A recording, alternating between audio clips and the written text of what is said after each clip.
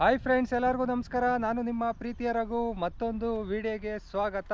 ಇವತ್ತು bike taxi update ತಿಳಿಸ್ಕೊಡೋಕೆ ಬಂದಿದ್ದೀನಿ. ಪ್ರತಿದಿನವೂ ಕೂಡ ನಾನು ಬೈಕ್ ಟ್ಯಾಕ್ಸಿ ವಿಡಿಯೋನ ಮಾಡ್ತಾ ಇದ್ದೀನಿ, ಅದರ ಅಪ್ಡೇಟ್ಗಳನ್ನ ತಿಳಿಸ್ಕೊಡ್ತಾ ಇದ್ದೀನಿ.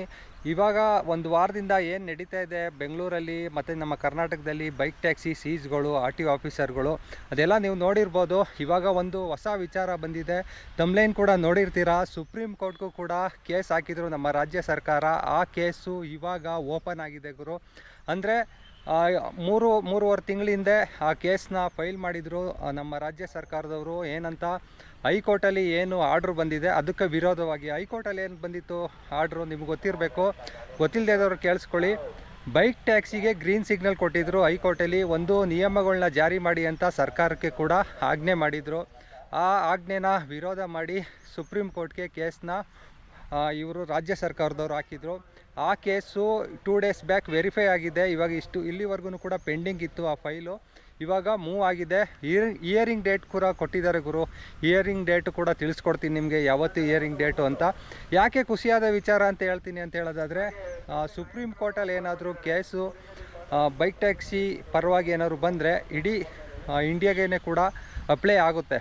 ಓಕೆನಾ? ನಮ್ಮ ಕರ್ನಾಟಕ ಸರ್ಕಾರ ಆ ಒಳ್ಳೆ ಕೆಲಸ ಮಾಡಿದೆ ಅಂತ ಹೇಳ್ಬೋದು. ಯಾಕಂದರೆ ಹೊಸ ಕೆಲಸ ಯಾವುದೇ ಸ್ಟಾರ್ಟಪ್ಗಳಿರಲಿ, ಜನಗಳಿಗೆ ಒಳ್ಳೆಯದಾಗೋದು ಇರಲಿ, ಅದನ್ನು ನಮ್ಮ ಸುಪ್ರೀಂ ಕೋರ್ಟ್ ಅವರು ವಿರೋಧ ಮಾಡಲ್ಲ ಅಂತ ಅಂದ್ಕೊಳ್ತೀನಿ. 99% ಬೈಕ್ ಟ್ಯಾಕ್ಸಿ ಪರವಾಗಿ ಕೇಸ್ ಬರುತ್ತೆ ಅಂತಲೂ ಕೂಡ ಇವಾಗಲೇ ಹೇಳ್ತಾ ಇದ್ದೀನಿ. ಬೇಕಾದ್ರೆ ಬೈಕ್ ಟ್ಯಾಕ್ಸಿ ಕೇಸ್ ಬಂದಮೇಲೆ ಲಾಸ್ಟ್ ಮೂಮೆಂಟ್ ಒಂದು 2 ವರ್ಷ ಆಗಲಿ 3 ವರ್ಷ ಆಗಲಿ ಹಿಯರಿಂಗ್ ಸ್ಟೇಟ್ಗಳು ಬರಲಿ, ಕೇಸ್ಗಳು ಮುಂದಕ್ಕೆ ಹೋಗ್ತಾನೆ ಇರಲಿ, ಪರವಾಗಿಲ್ಲ. ಆದರೆ ಬೈಕ್ ಟ್ಯಾಕ್ಸಿ ಪರವಾಗೇ ಬರೋದು. ಅದಕ್ಕೆ ಖುಷಿಯಾದ ವಿಚಾರ ಅಂತ ಹೇಳ್ತಾ ಇರೋದು. ಯಾಕಂದರೆ 3.5 ತಿಂಗಳಿಂದ ಕೇಸ್ನ ಫೈಲ್ ಮಾಡಿದ್ದು, ಇನ್ನೂ ಕೂಡ ಅದು ಪ್ರೊಸೆಸಿಂಗಲ್ಲೇ ಇತ್ತು. ಇವಾಗ ಫೈಲು ಮೂವ್ ಆಗಿದೆ ಗುರು. ಇವಾಗ ಹಿಯರಿಂಗ್ ಡೇಟ್ ಹೇಳೋ ಟೈಮು, ಹಿಯರಿಂಗ್ ಡೇಟ್ ಬಂದು ಇದೆ 11ನೇ ತಾರೀಕು. ಬೇಗನೆ ಬಂದಿದೆ ಹಿಯರಿಂಗ್ ಡೇಟು. ಫಸ್ಟ್ ಹಿಯರಿಂಗ್ಸಲ್ಲೇ ಕೇಸ್ ಮುಗಿದೋಗುತ್ತಾ ಅಂತ ಕೇಳೋದಾದರೆ ಮುಗಿಯೋದು ಡೌಟು. ಸುಪ್ರೀಂ ಕೋರ್ಟಲ್ಲಿ ಏನು ಹೈಕೋರ್ಟಲ್ಲಿ ಆರ್ಡ್ರ್ ಆಗಿದೆ ಅದನ್ನು ಎತ್ತಿ ಹಿಡಿಯಬೋದು, ಅಥವಾ ಅದನ್ನು ವಾದ ಪ್ರತಿವಾದಗಳನ್ನೂ ಮಾಡ್ಬೋದು. ಯಾಕಂದರೆ ಸುಪ್ರೀಂ ಕೋರ್ಟಲ್ಲಿ ಲಾಯರ್ಗಳ್ನೂ ಕೂಡ ಹೈಯರ್ ಮಾಡಿದ್ದಾರೆ ನಮ್ಮ ರಾಜ್ಯ ಸರ್ಕಾರದವರು. ಮತ್ತು ಇದರಲ್ಲಿ ಯಾವುದ್ಯಾವುದು ಓಲಾ ಆಗಲಿ, ಊಬರ್ ಆಗಲಿ, ರ್ಯಾಪಿಡೋ ಆಗಲಿ, ಮತ್ತು ಬೈಕ್ ಟ್ಯಾಕ್ಸಿ ವೆಲ್ಫೇರ್ ಅಸೋಸಿಯೇಷನ್ ಅಂತ ಇದ್ದಾರೆ, ಮತ್ತು ಕೆಲವೊಬ್ಬರು ಇಂಡಿವಿಜುವಲ್ ಬೈಕ್ ರೈಡರ್ಸು ಕೂಡ ಇದ್ದಾರೆ. ಅವರೆಲ್ಲರೂ ಕೂಡ ಕೇಸ್ನ ಹಾಕಿದ್ದಾರೆ. ಅದರಲ್ಲಿ ನೋಡೋಣ ಏನು ವಾದ ಪ್ರತಿವಾದಗಳು ನಡೆಯುತ್ತೆ. ಇವಾಗೇನು ಸುಪ್ರೀಂ ಕೋರ್ಟಲ್ಲಿ ಇಷ್ಟು ದಿನ ನಡ್ಕೊಬಂದಿತ್ತು, 2-3 ವರ್ಷ ಕೇಸ್ಗಳು ನಡ್ಕೊಬಂದಿತ್ತು, ಅದೇ ಥರನೇ ಸುಪ್ರೀಂ ಕೋರ್ಟಲ್ಲೂ ನಡೀತದ ಅನ್ನೋದನ್ನ ನೋಡೋಣ. ಮತ್ತು ತುಂಬ ಜನ ಕೇಳ್ತಾನೆ ಇದ್ರಿ, ಲಾಸ್ಟ್ ವೀಡಿಯೋದಲ್ಲೂ ಕೂಡ ಕೇಳ್ತಾನೆ ಇದ್ರಿ, ಇವಾಗ ಸುಪ್ರೀಂ ಕೋರ್ಟ್ಗೆ ಕೇಸ್ ಹೋಗುತ್ತಲ್ಲ ಗುರು, ಅಲ್ಲಿ ನಮ್ಮದು ಸುಪ್ರೀಂ ಕೋರ್ಟಲ್ಲಿ ಗೆಲ್ಬೋದಾ ಅಂತ. ಇದು ಒಂದಿನದ ಕತೆ ಅಲ್ಲ.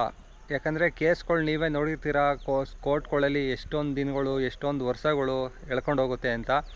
ಮತ್ತು ಸುಪ್ರೀಂ ಕೋರ್ಟಲ್ಲಿ ಚಾನ್ಸಸ್ ಇರೋದು ಏನಂತ ಹೇಳೋದಾದರೆ, ಈ ಹೈಕೋರ್ಟಲ್ಲಿ ಏನು ವಾದ ಪ್ರತಿವಾದಗಳಾಗಿದೆ ಆ ಕೇಸ್ ಫೈಲ್ನ ನೋಡ್ತಾರೆ, ವೆರಿಫೈ ಮಾಡ್ತಾರೆ. ವೆರಿಫೈ ಮಾಡಾದಮೇಲೆ ಕೇಸ್ನ ಇವಾಗ ಹಿಯರಿಂಗ್ ಡೇಟ್ ಕೊಟ್ಟಿದ್ದಾರಲ್ವ, ಹಿಯರಿಂಗ್ ಡೇಟಲ್ಲಿ ಏನು ಹೇಳ್ತಾರೆ ಅನ್ನೋದೇ ಮುಖ್ಯವಾಗಿರುತ್ತೆ. ಏನಾದರೂ ಹೈಕೋರ್ಟಲ್ಲಿ ನಡೆದಿರೋ ವಾದ ಪ್ರತಿವಾದಗಳು, ಕೇಸ್ಗಳು ಅದನ್ನೇ ಎತ್ತಿ ಹಿಡಿಯುತ್ತಾ ಅನ್ನೋದನ್ನ ನೋಡೋಣ. ಸುಪ್ರೀಂ ಕೋರ್ಟು ಎತ್ತಿ ಹಿಡಿದ್ರೆ ಒಳ್ಳೆಯದು ಬೈಕ್ ಟ್ಯಾಕ್ಸಿ ರೈಡರ್ಸ್ಗೆ. ಇಲ್ಲಾಂದರೆ ಇನ್ನೂ ಸ್ವಲ್ಪ ದಿನ ಇದ್ರ ಬಗ್ಗೆ ಫುಲ್ ತನಿಖೆ ಮಾಡೋಣ. ಇದು ನಮ್ಮ ಇಂಡಿಯಾಗೆ ಬೇಕಾಗುತ್ತಾ ಬೈಕ್ ಟ್ಯಾಕ್ಸಿ ಅನ್ನೋದು, ಇದರಿಂದ ಎಷ್ಟು ಜನಕ್ಕೆ ಯೂಸ್ಫುಲ್ ಆಗಿರುತ್ತೆ, ಎಷ್ಟು ಜನಕ್ಕೆ ಕೆಲಸಗಳು ಸಿಗುತ್ತೆ, ಮತ್ತು ಯಾರ್ಯಾರಿಗೆ ಯೂಸ್ ಇದೆ ಅನ್ನೋದನ್ನು ಕೂಡ ವೆರಿಫೈ ಮಾಡ್ತಾರೆ. ಯಾಕಂದರೆ ಹೊಸ ಟೆಕ್ನಾಲಜಿ ಬಂದಾಗ, ಹೊಸ ಟೆಕ್ನಾಲಜಿಗಳು ಬಂದಾಗ ಅಡಾಪ್ಟ್ ಮಾಡ್ಕೋಬೇಕು. ಅದಕ್ಕೆ ನಾವು ಅಪ್ಗ್ರೇಡ್ ಆಗಬೇಕು. ಎಲ್ಲರೂ ಕೂಡ ಅದನ್ನೇ ಹೇಳೋದು. ಇವಾಗ ನಮಗೆ ಟೈಮ್ ಸೇವ್ ಆಗೋದು, ಅಮೌಂಟ್ ಸೇವ್ ಆಗೋದು, ಅದೆಲ್ಲ ಕೂಡ ತುಂಬ ಜನ ಹೇಳ್ತಾ ಇದ್ದಾರೆ. ಬೈಕ್ ಟ್ಯಾಕ್ಸಿಗೆ ಸಪೋರ್ಟ್ ಮಾಡೋರು ಕೂಡ ಹೇಳ್ತಾ ಇದ್ದಾರೆ. 40 ರೂಪಾಯಿ 50 ರೂಪಾಯಿಗೆಲ್ಲ ನಾವೊಬ್ಬರು ಓಡಾಡೋಕ್ಕೆ ಬೈಕ್ ಟ್ಯಾಕ್ಸಿ ಒಳ್ಳೆಯದು ಅಂತಲೂ ಕೂಡ ಎಲ್ಲರೂ ಹೇಳ್ತಾ ಇರೋದು. ಅವ್ರಿಗೂ ಕೂಡ ಇವಾಗ ತೊಂದರೆ ಆಗಿದೆ. ಇವಾಗ ಏನು ಬೈಕ್ ಟ್ಯಾಕ್ಸಿಗಳನ್ನ ಸೀಸ್ ಮಾಡ್ತಾ ಇದ್ದಾರೆ, ಅದರಿಂದ ಸ್ವಲ್ಪ ಜನ ಅದನ್ನೇ ನಂಬ್ಕೊಂಡು ಕೆಲಸಕ್ಕೆ ಹೋಗೋರು ಕೂಡ ಇರ್ತಾರೆ. ಆಟೋಗಳಿಗೆ ದುಡ್ಡು ಕೊಡೋಕ್ಕಾಗದೇ ಇರೋರು, ಕ್ಯಾಬ್ಗಳಿಗೆ ದುಡ್ಡು ಕೊಡೋಕ್ಕಾಗದೇ ಇರೋರು ಬೈಕ್ ಟ್ಯಾಕ್ಸಿನೇ ಓಡಾಡಿಕೊಂಡು ಅವ್ರ ಕೆಲಸಕ್ಕೆ ಹೋಗೋದು, ಅವರ ಬೇರೆ ಬೇರೆ ಕೆಲಸಗಳಿಗೆ ಹೋಗೋದು ಮಾಡ್ತಾ ಇರ್ತಾರೆ. ಅಂಥವ್ರಿಗೂ ಕೂಡ ಇವಾಗ ತೊಂದರೆ ಆಗಿದೆ. ನೋಡೋಣ, ಆದಷ್ಟು ಬೇಗ ಸುಪ್ರೀಂ ಕೋರ್ಟಲ್ಲಿ ಇದಕ್ಕೆ ಏನಾದರೂ ಸ್ಟೇ ತರ್ತಾರ ಅನ್ನೋದನ್ನ ಕಂಪ್ನಿಯವರು.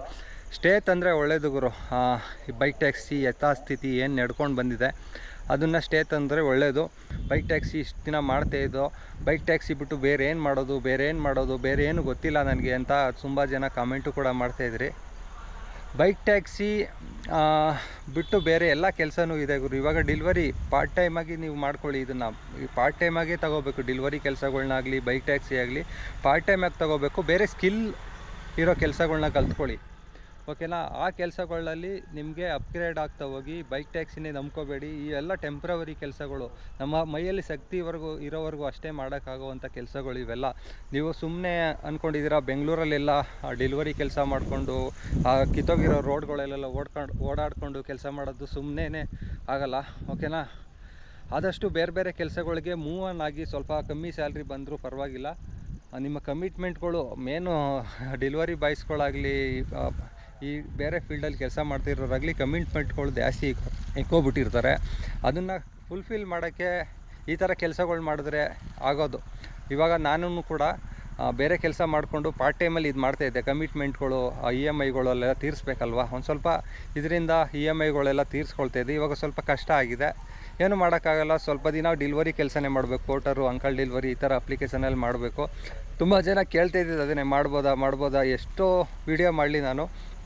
ಎಲ್ಲ ವೀಡಿಯೋದಲ್ಲೂ ನೀವು ಕಾಮೆಂಟ್ ಮಾಡ್ತಾಯಿದ್ದು ನಾವು ಡೆಲಿವರಿ ಕೆಲಸ ಮಾಡ್ಬೋದಾ, ಅದಕ್ಕೇನು ಪ್ರಾಬ್ಲಮ್ ಇಲ್ವಾ, ಯಾರು ಚೆಕ್ ಮಾಡಲ್ವಾ ಅಂತ. ಡೆಲಿವರಿ ಅಪ್ಲಿಕೇಶನ್ಗೆ ಮೊದಲೇ ಕೂಡ ಅಧಿಕಾರಿಗಳು ಕೂಡ ಹೇಳಿದ್ದಾರೆ. ಇದಕ್ಕಲ್ಲ, ಇದೊಂದು 5-6 ತಿಂಗಳ ಹಿಂದೆನೂ ಕೂಡ ಹೇಳಿದ್ದಾರೆ. ಆ ಟೈಮಲ್ಲೂ ಕೂಡ ಸೀಜ್ ಮಾಡಿದ್ರಲ್ಲ ಗಾಡಿಗಳೆಲ್ಲ. ಸ್ವಿಗ್ಗಿ ಆಗಲಿ ಝೊಮ್ಯಾಟೋದಲ್ಲಾಗಲಿ ಈ ಎಲ್ಲ ಅಪ್ಲಿಕೇಶನ್ಗೂ ಯಾವುದೇ ಥರ ನಾವು ತೊಂದರೆ ಕೊಡಲ್ಲ ಅಂತಲೂ ಕೂಡ ಹೇಳಿದರು. ಏನು ಇವಾಗ ಇಲ್ಲೀಗಲಾಗಿ ವೈಟ್ ಬೋರ್ಡಲ್ಲಿ ಮಾಡ್ತಾಯಿದ್ದಾರೆ ಬೈಕ್ ಟ್ಯಾಕ್ಸಿ, ಅದಕ್ಕೆ ಮಾತ್ರ ನಾವು ತಡೆ ಇಕ್ತೀವಿ. ಯಾಕಂದರೆ ಬೈಕ್ ಟ್ಯಾಕ್ಸಿ ನಮ್ಮ ಕಾನೂನಿನ ಅಡಿಲಿ ಇಲ್ಲ. ಬೈಕ್ಗೆ ಯಾವುದೇ ಥರ ಟ್ಯಾಕ್ಸಿ ಮಾಡೋ ಅಧಿಕಾರ ಇಲ್ಲ ಅಂತಲೇ ಕೂಡ ನಮ್ಮ ರಾಜ್ಯ ಸರ್ಕಾರ ಹೇಳ್ತಾ ಇರೋದು. ನೋಡೋಣ, ಬೇರೆ ಸ್ಟೇಟ್ಗಳಲ್ಲಿ ಆಲ್ರೆಡಿ ಬೈಕ್ ಟ್ಯಾಕ್ಸಿಗೆ ಪರ್ಮಿಷನ್ ಇದೆ. ಬೇರೆ ಸ್ಟೇಟ್ಗಳಲ್ಲಿ ಮಹಾರಾಷ್ಟ್ರದಲ್ಲಿ, ಕೇರಳದಲ್ಲಿ ಇಲ್ಲೆಲ್ಲ ಲೀಗಲ್ ಮಾಡಿದ್ದಾರೆ ಓನ್ಲಿ ಎಲೆಕ್ಟ್ರಿಕ್ ಬೈಕ್ ಟ್ಯಾಕ್ಸಿಗಳು. ಅಲ್ಲಿ ಕನ್ನಡಿಗರಿಗೆ ಇವಾಗ ನಮಗೆ ಕೊಡಬೇಕು ಅಂತ ನಾವು ಹೆಂಗೆ ಕೇಳ್ತಾ ಇದ್ದೀವಿ, ಆ ಸ್ಟೇಟ್ಗಳಲ್ಲೂ ಕೂಡ ಮಹಾರಾಷ್ಟ್ರದಲ್ಲಿ ಮರಾಠಿ ಬರೋರ್ಗೆ ಮಾತ್ರ ಕೆಲಸ, ಕೇರಳದಲ್ಲಿ ಮಲಯಾಳಿ ಬರೋರ್ಗೆ ಮಾತ್ರ ಕೆಲಸ, ಆ ಥರ ಎಲ್ಲ ರೂಲ್ಸ್ ಮಾಡಿದ್ದಾರೆ ಗುರು. ತುಂಬ ಚೆನ್ನಾಗಿದೆ. ಇಲ್ಲಿ ನಮ್ಮ ಬೆಂಗಳೂರಲ್ಲಿ 100ರಲ್ಲಿ ಒಂದು 70 ಗಾಡಿ ಬೇರೆ ರಾಜ್ಯದವರೇ ಇರೋದು. ನೀವೇ ನೋಡಿ, ಬೇಕಾದರೆ ಯಾರೇ ಬೇಕಾದರೂ ಕೇಳಿ. ಡೆಲಿವರಿ ಫೀಲ್ಡಲ್ಲಾಗಲಿ ಬೇರೆ ಎಲ್ಲ ಫೀಲ್ಡಲ್ಲೂ ಕೂಡ ಅವರೇ ಹೊರ ರಾಜ್ಯದವರೇ ಬಂದು ಸೇರ್ಕೊಬಿಟ್ಟಿದ್ದಾರೆ ಫುಲ್ಲು. ನಮ್ಮ ಅಲ್ಲಿರೋ ಹುಡುಗರುಗಳಿಗೆ ಕೆಲಸ ಸಿಗ್ತಾಯಿಲ್ಲ, ಆರ್ಡ್ರುಗಳು ಸಿಗ್ತಾಯಿಲ್ಲ. ಬೈಕ್ ಟ್ಯಾಕ್ಸಿಲಾಗಲಿ ಮತ್ತು ಡೆಲಿವರಿಲಾಗಲಿ ಯಾರಿಗೂ ಕೂಡ ಕೆಲಸಗಳು ಸಿಗ್ತಾಯಿಲ್ಲ. ಕೆಲಸ ಅಂದರೆ ಆರ್ಡ್ರುಗಳು ಸಿಗ್ತಾಯಿಲ್ಲ. ಅದು ಆ್ಯಪ್ನ ಆನ್ ಮಾಡ್ಕೊಳ್ತೀವಿ ನಾವು ಡೆಲಿವರಿ ಕೆಲಸಕ್ಕೆ ಅಂದ್ಕೊಳ್ಳಿ. ಇವಾಗ ಒಂದು ಪೋರ್ಟರ್ ಆನ್ ಮಾಡ್ಕೊಳ್ತೀವಿ. ಪೋರ್ಟರ್ ಆನ್ ಮಾಡಿಕೊಟ್ರೆ ನಮ್ಗೆ ಆರ್ಡ್ರುಗಳು ಕಮ್ಮಿ ಸಿಕ್ಬಿಡುತ್ತೆ. ಯಾಕಂದರೆ ಜಾಸ್ತಿ ಜನ ಬೇರೆ ರಾಜ್ಯದವ್ರು ಬಂದು ಸೇರ್ಕೊಂಡಿರೋದ್ರಿಂದ ನಮ್ಮ ಕನ್ನಡಿಗರಿಗೆ ಆಗಲಿ ಅವ್ರಿಗೆ ಆಗಲಿ ಆರ್ಡ್ರುಗಳು ಕಮ್ಮಿ ಸಿಗುತ್ತೆ. ಜಾಸ್ತಿ ಜನ ಆದಷ್ಟು ಆರ್ಡ್ರುಗಳು ಕಮ್ಮಿ. ಇವಾಗ ನೋಡಿ, ಬೈಕ್ ಟ್ಯಾಕ್ಸಿ ಇದಾಗಿರೋದ್ರಿಂದ, ಸೀಜ್ ಮಾಡ್ತಾ ಇರೋದ್ರಿಂದ, ಬ್ಯಾನ್ ಆಗಿರೋದ್ರಿಂದ ಏನಾಗ್ತಾಯಿದೆ, ಎಲ್ಲರೂ ಕೂಡ ಇವಾಗ ಡೆಲಿವರಿ ಅಪ್ಲಿಕೇಶನ್ಗಳಿಗೆ ಹೋಗ್ಬಿಟ್ಟಿದ್ದಾರೆ. ಅಲ್ಲಿ ಏನಾಗುತ್ತೆ, ಎಲ್ಲರೂ ಒಂದೇ ಅಪ್ಲಿಕೇಶನಲ್ಲಿ ಕೆಲಸ ಮಾಡೋದ್ರಿಂದ ಆರ್ಡ್ರುಗಳು ಸ್ಪಿಟ್ ಆಗೋಗ್ಬಿಡುತ್ತೆ. ಅಲ್ಲಿ ಹೋಗಿ ನಾವು ಆರ್ಡ್ರಿಗೆ ಒಂದು ಅರ್ಧ ಗಂಟೆಗೆ 1 ಅವರ್ಗೊಂದು ಆರ್ಡ್ರ್ ಎತ್ಕೊಂಡು ಹೋಗ್ಬೇಕಾಗುತ್ತೆ. ಸಿಟಿ ಕಡೆ ಬಂದಾಗ ಸ್ವಲ್ಪ ಜಾಸ್ತಿ ಆರ್ಡ್ರ್ ಸಿಗುತ್ತೆ ಹೊರತು, ಸಿಟಿ ಬಿಟ್ಟು ಒಂದು 10 ಕಿಲೋಮೀಟ್ರ್ 15 ಕಿಲೋಮೀಟ್ರ್ ಹೊರಗಡೆ ಹೋಗ್ತೀವಲ್ಲ, ಆರ್ಡ್ರುಗಳು ಪೋರ್ಟ್ರಲ್ಲಿ ಲಾಂಗ್ ಆರ್ಡ್ರುಗಳು ಎತ್ಕೊ ಹೋಗ್ತೀವಲ್ಲ, ಖಾಲಿನೇ ಬರಬೇಕು. ಸಿಟಿ ಒಳಗಡೆ ಬರಬೇಕಂದ್ರೆ ಖಾಲಿನೇ ಬರಬೇಕು. ಈ ಥರ ಎಲ್ಲ ಆಗ್ತಾಯಿದೆ. ಮೊದಲು 1000 ರೂಪಾಯಿ 2000 ರೂಪಾಯಿ ದುಡಿತಾ ಇದ್ದಾರೆ, ಇವಾಗ ಅರ್ಧಕ್ಕರ್ಧ ಕಮ್ಮಿ ಆಗ್ಬಿಟ್ಟಿದೆ. ಪೆಟ್ರೋಲ್ಗೂ ಸಾಕಾಗ್ತಾಯಿಲ್ಲ ಅಂತಲೂ ಕೂಡ ನಮ್ಮ ಫ್ರೆಂಡ್ಸ್ ಎಲ್ಲ ಹೇಳ್ತಾ ಇದ್ದಾರೆ. ಸುಮ್ಮನೆ ಮಾಡೋದು ಬಿಟ್ಟು ಮನೇಲೇ ಆರಾಮಾಗಿ ಮನ್ಗಿರೋಣ, ಟಿ ವಿ ನೋಡಿಕೊಂಡು ಮೊಬೈಲ್ ನೋಡ್ಕೊಂಡು ಮನೇಲೇ ಇರೋಣ, ಸುಮ್ಮನೆ ಯಾಕೆ ಮೈಕೈ ನೋವು ಬರ್ಸ್ಕೊಳ್ಳೋದು. ಈ ಕಡೆಯಿಂದ ಒಂದು ಲಾಂಗ್ ಆರ್ಡ್ರು ಒಂದು 500 ರೂಪಾಯಿ ಆರ್ಡ್ರ್ ಎತ್ಕೊ ಹೋಗ್ತೀವಿ, ಆ ಕಡೆಯಿಂದ ಸುಮ್ಮನೆ ಪೆಟ್ರೋಲ್ ಖಾಲಿ ಮಾಡ್ಕೊ ಬರಬೇಕಷ್ಟೇ. ಯಾವುದೇ ಥರ ಆರ್ಡ್ರ್ ಸಿಗ್ತಾ ಇಲ್ಲ ಅಂತಲೂ ಕೂಡ ಹೇಳ್ತಾ ಇದ್ದಾರೆ. ಆರ್ಡ್ರುಗಳಿದೆ, ಆದರೆ ಎಲ್ಲರಿಗೂ ಕೂಡ ಸ್ಪಿಟ್ ಆಗ್ತಾಯಿದೆ. ಅದೇ ಇವಾಗ ಏನಾದರೂ ನಮ್ಮ ಸುಪ್ರೀಂ ಕೋರ್ಟ್ ಅವ್ರು ಏನಾದ್ರು ಯಥಾಸ್ಥಿತಿ ಇವಾಗ ಹೆಂಗೆ ನಮ್ಮ ಬೈಕ್ ಟ್ಯಾಕ್ಸಿಗಳು ಮಾಡ್ಕೊಂಡು ಹೋಗ್ತಾ ಇದ್ದಾರೆ, ಮಾಡ್ಕೊಂಡು ಹೋಗಲಿ ಅಂತ ಏನಾದ್ರು ಆರ್ಡ್ರ್ ಮಾಡಿಬಿಟ್ರೆ, ಅಥವಾ ಆರ್ಡ್ರಲ್ಲ ಒಂದು ಸ್ಟೇ ತಂದುಬಿಟ್ರೆ ಆರಾಮಾಗಿ ಇವಾಗ ಹೆಂಗೆ ಯಥಾಸ್ಥಿತಿ ಮಾಡ್ಕೊಂಡು ಹೋಗ್ತಾಯಿದ್ವಿ ಅದು ಮಾಡ್ಬೋದು, ಕೇಸ್ ಮುಗಿಯೋವರೆಗೂ. ಹೈಕೋರ್ಟ್ ಹೇಳಿರೋದನ್ನ ಎತ್ತಿ ಹಿಡಿದ್ರೆ ನಮ್ಮ ರಾಜ್ಯ ಸರ್ಕಾರ ಅದನ್ನು ಪಾಲಿಸಿ ಮಾಡಲೇಬೇಕಾಗುತ್ತೆ. ಬೈಕ್ ಟ್ಯಾಕ್ಸಿ ಪಾಲಿಸಿ ಮಾಡಿದಾಗ ನೋಡೋಣ, ನಮ್ಮ ಕನ್ನಡಿಗರಿಗೆ ಮೊದಲೇ ಆದ್ಯತೆ ಕೊಡಬೇಕು. ಹೆಂಗೆ ಬೇರೆ ಸ್ಟೇಟ್ಗಳಲ್ಲಿ ಕೊಟ್ಟಿದ್ದಾರೆ ಅದೇ ಥರ ಕೊಡಬೇಕು. ಆವಾಗ ಸ್ವಲ್ಪ ನಮ್ಮ ಕನ್ನಡಿಗರಿಗೆ ಕೆಲಸ ಸಿಗುತ್ತೆ, ಬೇರೆ ಥರ ಯಾವುದೇ ಥರ ಪ್ರಾಬ್ಲಮ್ ಆಗಲ್ಲ. ಓಕೆ, ಇದಿಷ್ಟು ಬಂದು ಇವತ್ತಿನ ಬೈಕ್ ಟ್ಯಾಕ್ಸಿ ಅಪ್ಡೇಟು. ಇದ್ರ ಬಗ್ಗೆ ಹೇಗನ್ನಿಸ್ತು ಏನು ನನ್ನ ಕಮೆಂಟ್ ಮಾಡಿ. ವಿಡಿಯೋ ಇಷ್ಟ ಆದರೆ ಲೈಕ್ ಮಾಡಿ, ಶೇರ್ ಮಾಡಿ. ಇದೇ ಥರ ಮುಂದಿನ ವೀಡಿಯೋದಲ್ಲಿ ಸಿಗ್ತೀನಿ. ಇದು ಬಂದು ಪ್ಲೇಸು ಯಾವುದು ಅಂತ ಕೇಳ್ಬೋದು. ಇದು ನಮ್ಮ ತೋಟ, ಇದು ನಮ್ಮ ಊರಲ್ಲಿದ್ದೀನಿ ಇವತ್ತು.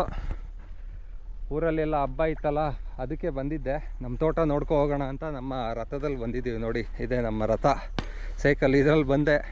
ಇಲ್ಲಿಂದ ಒಂದು 3 ಕಿಲೋಮೀಟ್ರ್ ನಮ್ಮ ಮನೆ. ಕಬ್ಬು ಹಾಕಿದ್ದಾರೆ, ಈ ಸಲನೂ ಕೂಡ ಕಬ್ಬು ಹಾಕಿದ್ದಾರೆ. ಆ ಕಡೆಯೂ ಕೂಡ ಕಬ್ಬು ಹಾಕಿದ್ದೀವಿ ಅರ್ಧ. ಬೇರೆ ತರಕಾರಿ ಎಲ್ಲ ಬೆಳೆದಿದ್ರು, ಇವಾಗ ಕಟಾವು ಮಾಡಿಬಿಟ್ಟಿದ್ದಾರೆ ಫುಲ್ಲು. ಇಲ್ಲೆಲ್ಲ ಫುಲ್ ಕಬ್ಬು ಹಾಕಿದ್ದಾರೆ ಇವಾಗ. ಮತ್ತು ಇಲ್ಲಿ ಹಲಸಿನ ಹಣ್ಣು ಮರ ಇದೆ ನೋಡಿ. ನೀರಾವರಿ ಚೆನ್ನಾಗಿದೆ ಇಲ್ಲೆಲ್ಲ. ಕಾವೇರಿ ರಿವರ್ ಬರುತ್ತಲ್ಲ, ತಲಕಾಡು ಹತ್ರ ನಿಯರು. ನೀರಾವರಿ ಎಲ್ಲ ಚೆನ್ನಾಗಿದೆ. ಮತ್ತು ಬೋರು ಕೂಡ ಹಾಕ್ಸಿದ್ದೀವಿ ನಾವು ನೋಡಿ. ಅಲ್ಲಿ ಬೋರಲ್ಲಿ ಕೂಡ ನೀರು ಚೆನ್ನಾಗಿ ಬರುತ್ತೆ. ಓಕೆನಾ, ಇಲ್ಲಿ ನೋಡ್ಕೊಂಡು ಹೋಗೋಣ ಅಂತ ಒಂದು ರೌಂಡ್ ಬಂದೆ.